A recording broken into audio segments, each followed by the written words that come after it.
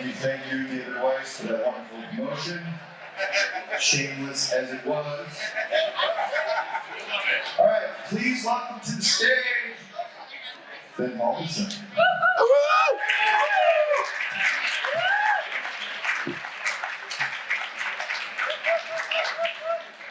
Hail! Hail! As everybody loves in Vegas. That sound guy was awful cool. So today I thought we'd talk about just plain alchemy. There seems to be, and even just today I got asked some questions, where there's just a lot of misinformation, a lot of misunderstandings about what alchemy is, about what it's doing. And then to further it, in the 1800s, they started pushing a lot of bad occult and a lot of bad information, and none of these people were actually practicing alchemy, which is what the philosophies and a lot of these things that they were thinking derived from. One of the easy examples of this is anybody that's looked up the 7 different stages of alchemy, the very first thing that starts with is calcination. So what we're going to do today is we're going to walk through the actual lab and what happens for an alchemist, and from these procedures is where you start getting some of these ideas. So the first thing that we're going to do is we're going to pick a plant. It doesn't matter what plant that it is. It can be lavender, it can be cannabis is one of my favorites to talk about, because a lot of people have an understanding of the oils in the cannabis having different levels, where nobody really cares that your cantaloupe also does. So we start out with the plant. And the first thing that we're actually going to do, not calcinate, is we're going to break the plant down, which means that we're going to try and extract out the oil and the sulfur out of the plant, which, as an alchemist, the terms that they use for this is mercury and then sulfur. You're going to try to pull those out. Now, there's a number of different ways that you can do that. This is a very basic system. It also has a distillation on this, so this is a fairly nice system, and I actually own 2 of this system. Now, when you look,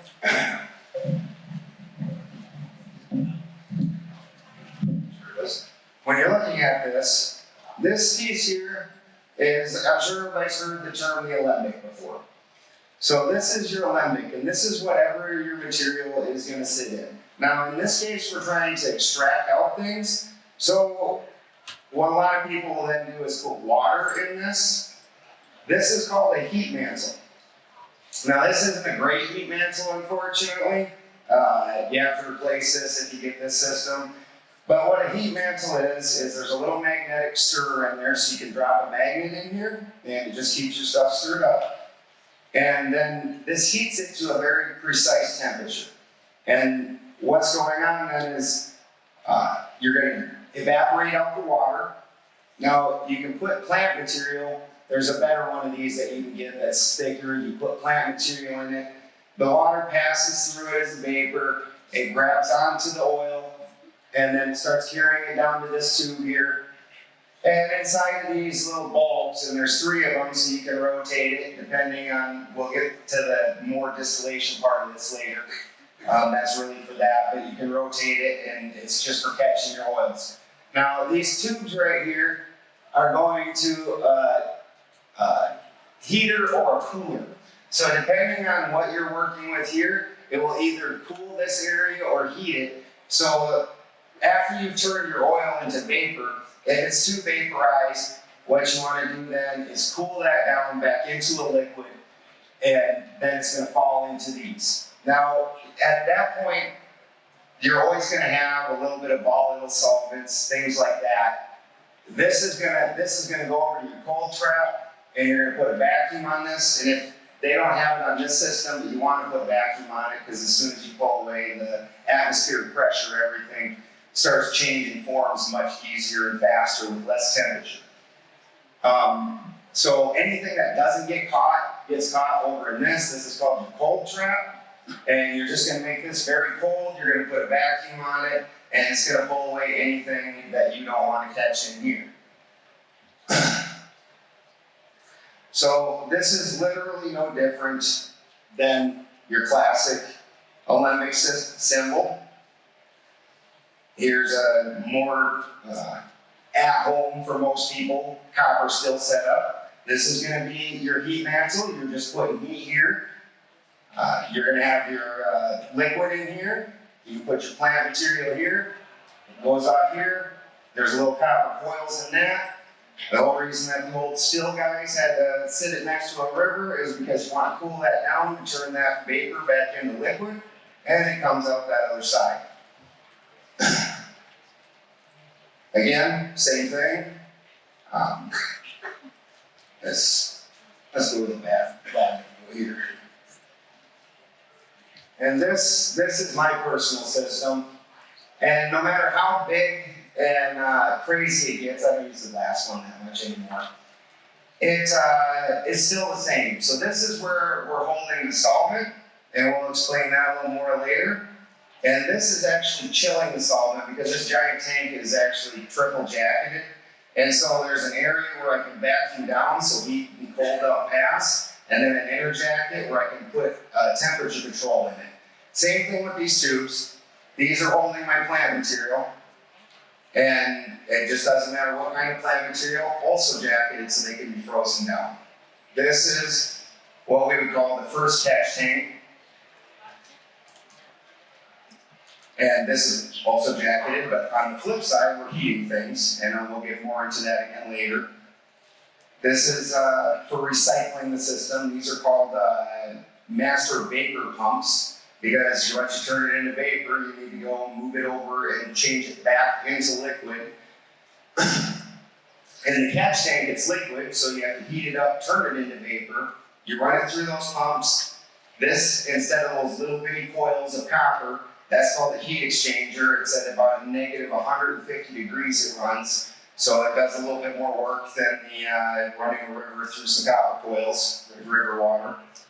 And then, depending on your material, from that first catch tank, we can run, after I've stripped off the solvent, I can run it through these other tubes. These contain different cleaners.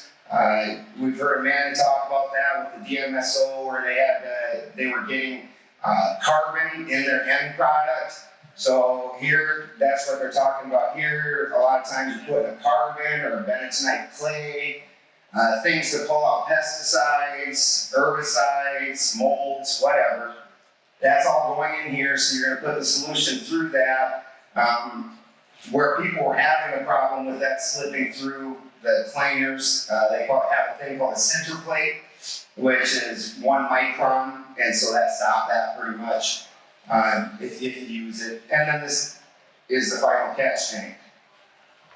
So all of this,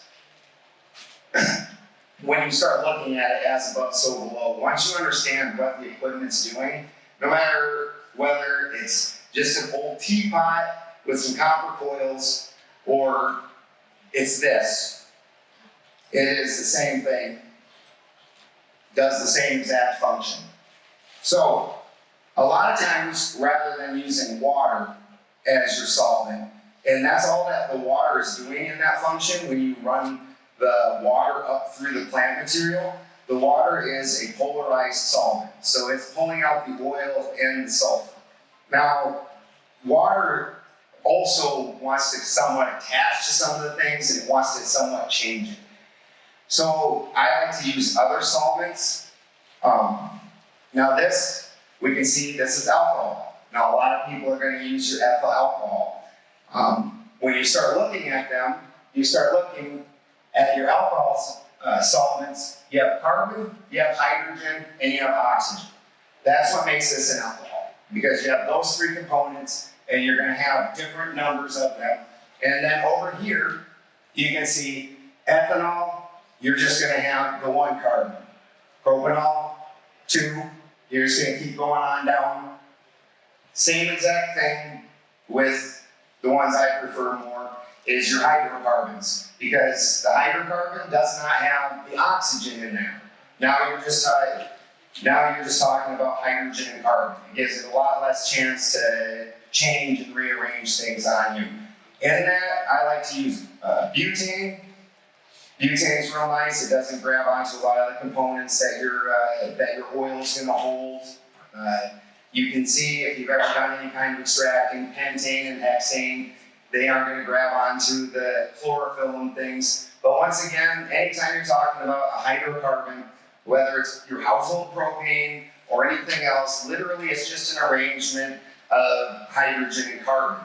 And when you're talking about that in a fuel situation, the carbon does not burn. Carbon's not explosive, hydrogen is. So you put it in your car, it breaks out the carbon, the hydrogen goes boom, the carbon goes off the exhaust pipe, yada yada.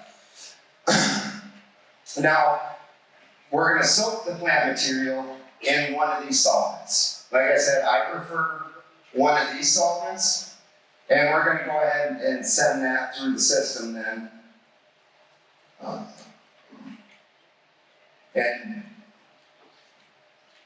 now we've got the oil removed, no matter which solvent that we use. So then we're going to, at that point, depending on what you're doing, we can now use this as a distiller. With the distiller, we can put this in here, and the solvent, one of the things that we're looking for in a solvent is that the solvent evaporates much easier than the oil that we're dealing with. And when we're talking about plant oils, anybody here that's gardened, when you step out into your garden and that morning sun first hits your garden and all of a sudden there's a million smells that you've never smelled, that is terpenes, that is an oil. And that oil is so volatile that the morning sun that has no heat to it barely, that will burn it off.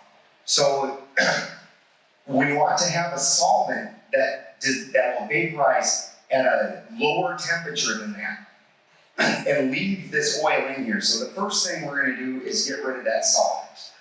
I know a lot of people, and this is one of the things where my alchemy disagrees with a lot of people these days anyways. When I'm looking at the solvent, let's say I use the ethyl alcohol. Well, if I move this up a step and I go to mineral or metal alchemy, my solvent then becomes acid. And when I do any work on those kind of things, I have to wash the materials that I need 8, 9, 10 times in order to make sure all the acid is gone from the material. Because nobody here wants to have hydrochloric acid in their body. It's just not a great thing. Well, for me, then the same thing applies to alcohol, where now it's become very popular to make tinctures, to make essential oils, and things like that, because we're all starting to get more into plant medicine again, and moving away from Rockefeller medicine. But the problem is we're also finding that a lot of times this plant medicine doesn't work in the way that we're told, because it wasn't prepared properly.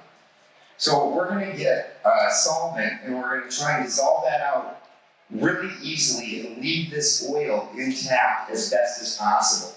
Because the oil is the feminine side, and a woman's form, she doesn't come back. It never turns back for you. That stuff's ruined. So this is part of why in my personal system there's all that jacketing where I can keep things at negative 150 and make sure that that feminine side, she stays happy. So, exactly. So we're going to go ahead and dissolve and set this to a certain heat.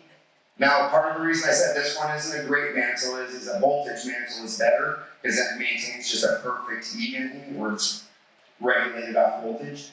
But and where these ones, they'll kind of fluctuate about 4 degrees back and forth. You set it at the temperature, and then instead it goes 2 degrees plus, 2 degrees minus, and it kind of fluctuates back and forth.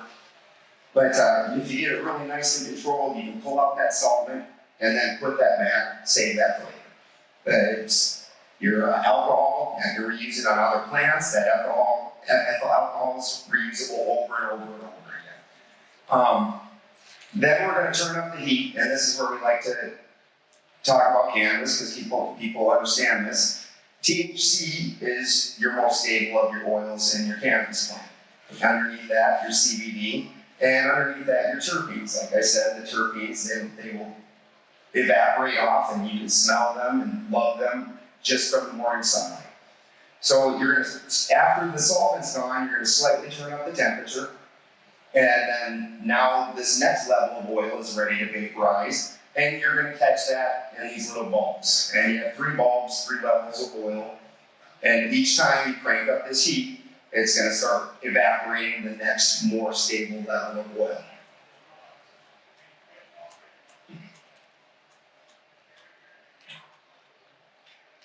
Now that we've got these oils separated, we can go into the part where everybody has learned the 7 steps of alchemy and calcination. Calcination is where you burn down the body and you turn it into a white ash and pieces start pulling together. So what we're going to do is we're going to get something like this. This one's actually made out of graphite. I prefer to use cast iron, and it's called a crucible. And we can either throw that in a kiln or on a fire or whatever, because now we're talking about the masculine side. And the masculine side, if the heat in the fire actually brings it together. And this is where a lot of your more classic stages of alchemy, like the colorations, when you start out, the plant material is immediately going to turn black. This is going to be your nigredo phase. And literally what's happening is no different than when you cook food. If you start scorching it, the carbon starts coming out, making itself present, and pushing to the top. And then eventually that carbon will evaporate off and move off into the air. So that takes a long time, a lot of stirring, and eventually the whole pile will turn white.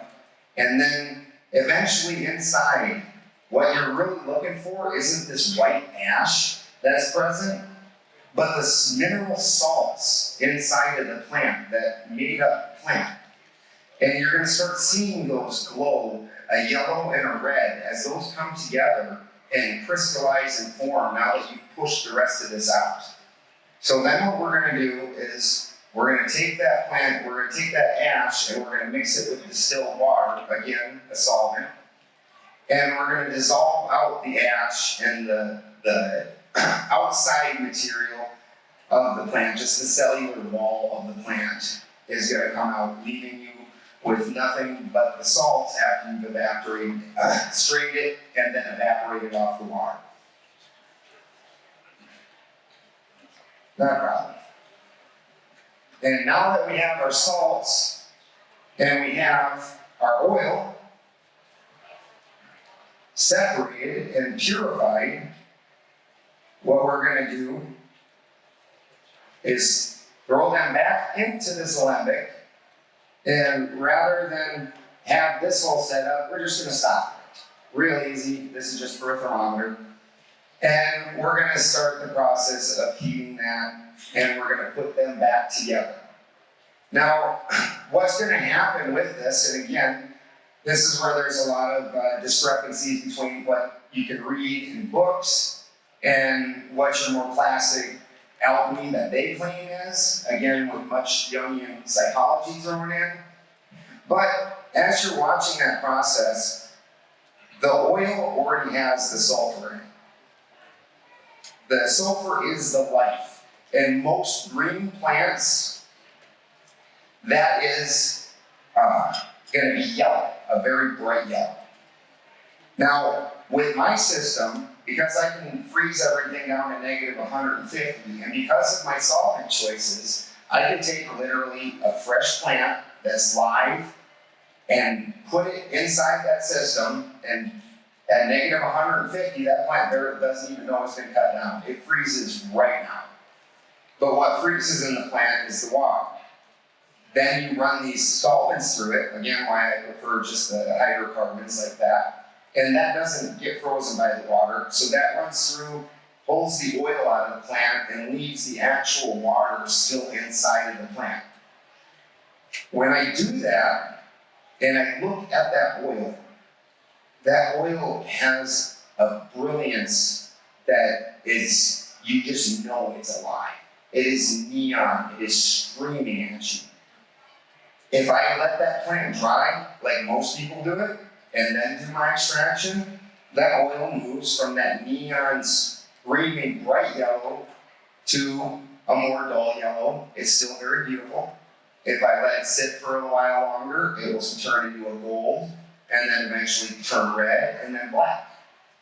But the thing is in this distillation setup, I can pull the 3 levels of oil out, and all 3 levels of that oil are clear. The color will stay back here, because that's where the life was. These 2 things, they normally ride together. The mercury and the sulfur, they sit like this all the time, and then the salt, that goes separate. So, now the mercury, and again, this is one of those things that has a whole lot of bad connotations to it. What the mercury's job then is to open up the salt and allow this sulfur to transfer through it. And the sulfur will then embed itself into the salt and enliven the salt, and then the whole thing coagulates together. And this is how you end up with the stone of any plant. So the mercury, all the mercury was ever doing was making this transaction possible.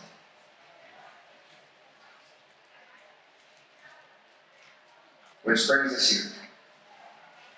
This is the same story that we had with creation. I'm a heathen, so we have the heathen creation story. We started out with the all, and the all is literally everything.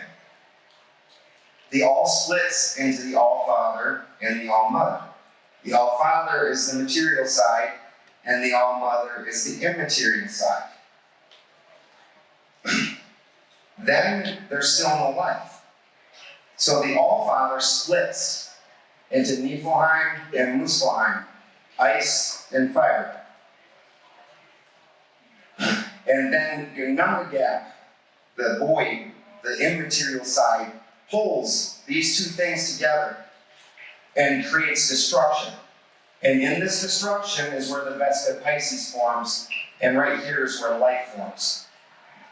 So this is why, just like a seed planted in this ground, it needs to break, there needs to be destruction, and then comes life. So we have the oil side up here, and the salt side down here. This is the mercury. Now, in our material world, Gunamagap, while she created the life and the death and all the actions that happened, that's not part of us. We don't get to touch that. That's the mysterious feminine. So, Mercury is the thing that we can understand that's doing a similar job where Gunamagap pulled Niflheim and Muspelheim together. Mercury is going to pull sulfur and salt together, doing the same action, which is part of why you see Mercury portrayed with such a feminine aspect so often. And then, but also still being masculine, because the only true feminine was this Gunamagap. So when we're doing our work, this Mercury made this transaction here possible. And when we're looking at the plant material, then again, that Mercury, it opens up the salt, because the salt has been locked into a crystal. It cannot move. We see a lot of different philosophical representations of this, the trapped souls in hell that are chained to a block, chained to a rock, a crystal, that's the salt. This oil is going to open that up and then allow this sulfur to transfer into the salt and enliven it. Now, one of the other misunderstandings that's happened, and with this entire understanding, is a lot of people think the sulfur side is all feminine. But the only thing that's feminine in this is the mercury component. Because Niflheim and Muspelheim were one thing that split. That's anytime you have a polarization, you can only polarize against yourself. You can't polarize against something else. These 2 things are the same thing, and they needed to come back together. And so the way the story really goes, rather than just the masculine and feminine coming together through this alchemical procedure, what's actually happening is the feminine is healing the masculine and bringing the fire and the ice of the masculine back together and healing it. And then at that point, those 2 things combine together in the alchemical marriage and become one, and this is where you get the stone.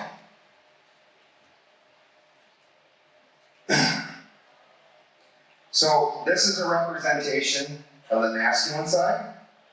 This is the tree of life that Odin showed me. And helped me to understand, along with a whole lot of study.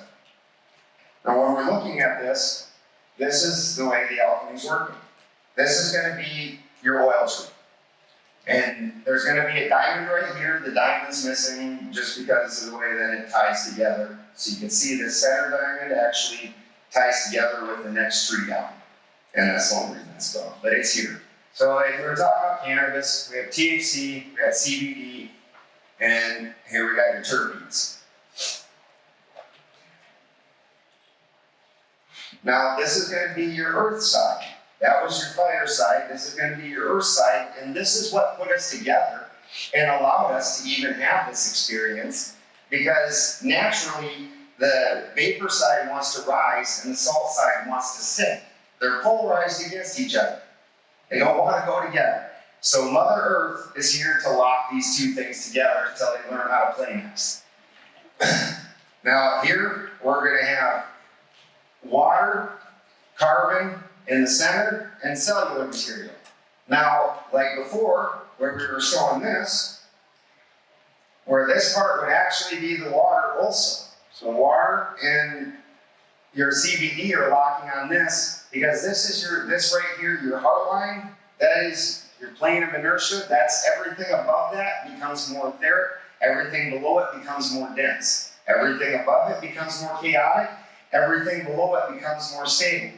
It's also one of the reasons why classically I have a problem with the four elements. It doesn't make sense. The way that it's explained in normal occult is you used to have fire and water. Those two things came together and made air, and then the three coagulate together and make earth. You can't make this happen in a lab. It doesn't make any sense. But if you use earth as the zero part, as the 0 point, then you go water, or you go water, air, fire. You flip around, and then you have 3 levels of structuring, where you're going to have crystal that's just in an unlined glob, still fairly structured, but not as much as a plutonic solid, where you're going to have more structuring, and then you're going to even have more structuring with like a superconductor, where things are so finely structured that you can literally have energy on one side and exist on the other side at the exact same time.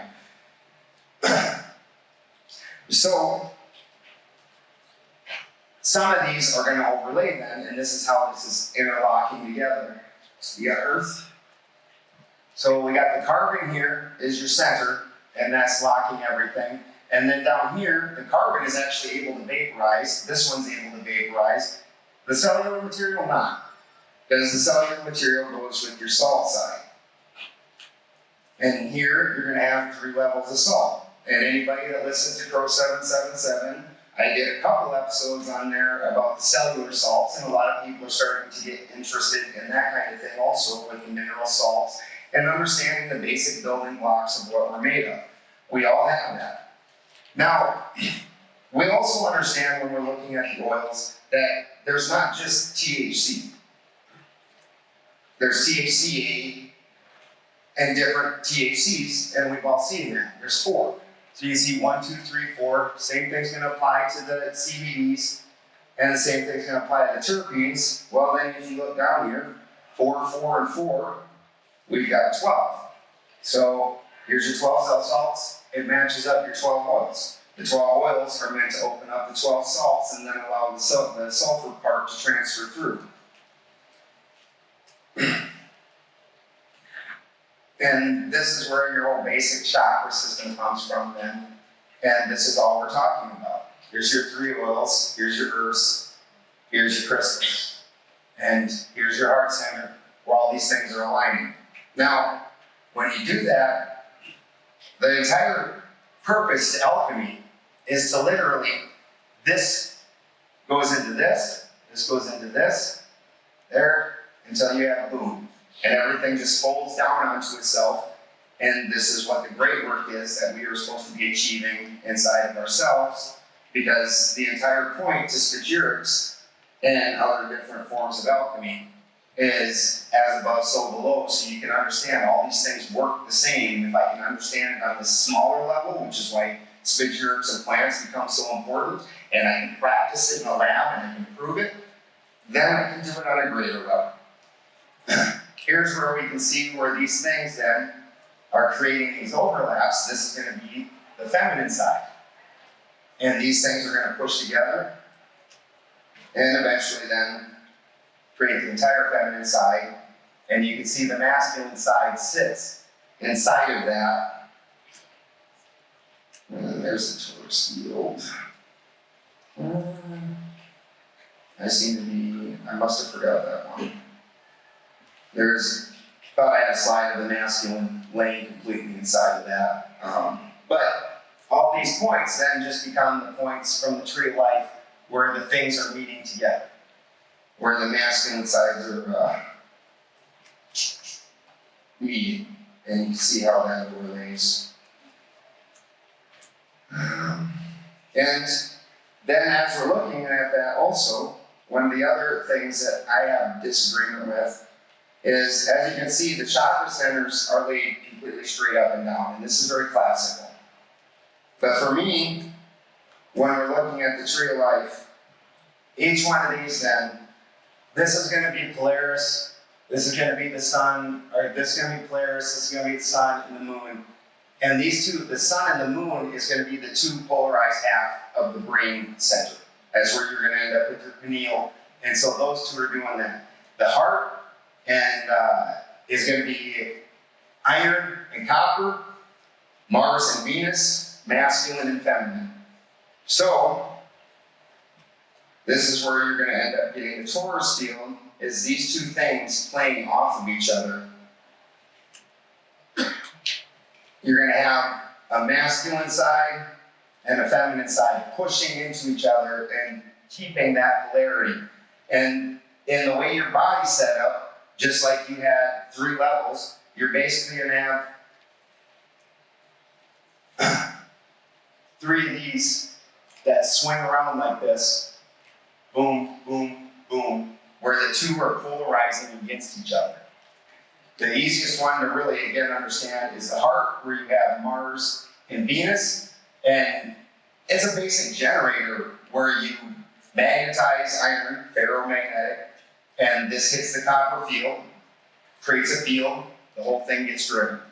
So we have this over and over again, whether it's the left side of our brain, the right side, whether it's our genitals, whether it's our heart and our lungs. We have this in this same setup over and over. And so your energy field is going to flow like that. But as an alchemist, the thing that we're trying to do to complete the great work is open up this top and open up this bottom, put them together, and complete the loop. And this is where the stone comes in.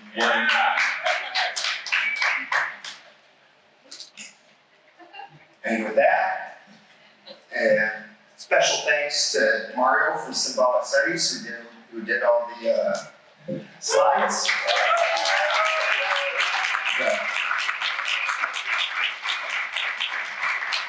The Leaving Spiders, welcome.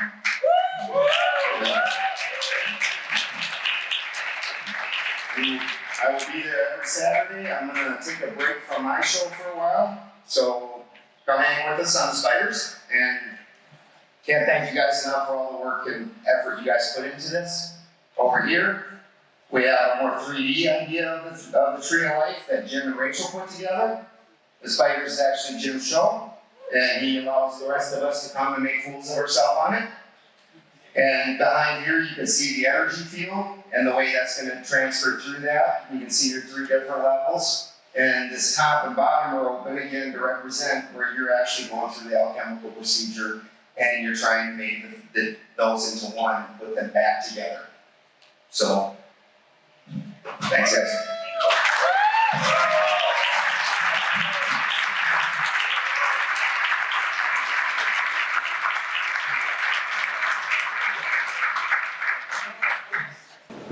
Give it up for Ben.